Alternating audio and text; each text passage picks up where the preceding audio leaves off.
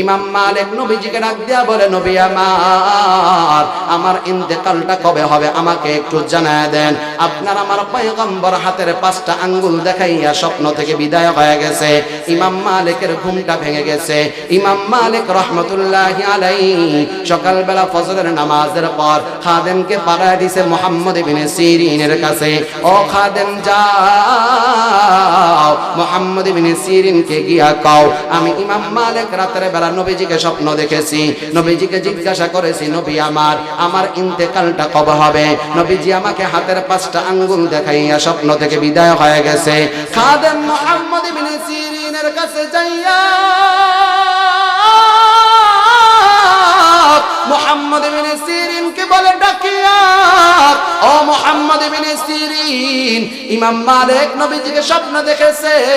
নবীজিকে জিজ্ঞাসা করেছে, নবী আমার ইন্তেকালটা কবে হবে? নবীজি ইমাম মালিককে হাতের 5টা আঙ্গুল দেখাইছে। ও মুহাম্মদ ইবনে সিরিন, বলো না এই 5টা আঙ্গুলের ব্যাখ্যা কি?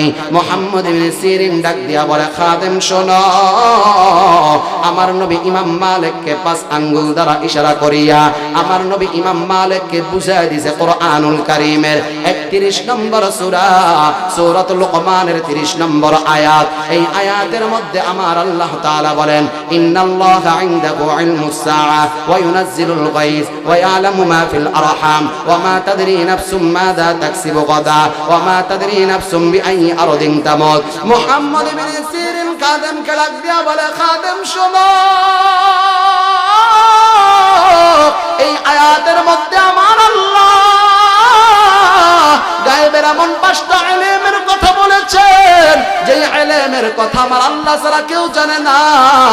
1 নম্বরে কিয়ামত কখন হবে, 2 নম্বরে বৃষ্টি কখন হবে, 3 নম্বরে মানুষ আগামীকাল কি খাবে, 4 নম্বরে মাতৃগর্ভে কি আছে, 5 নম্বর কোথায় কার কখন ইন্তেকাল হবে কেউ জানে না।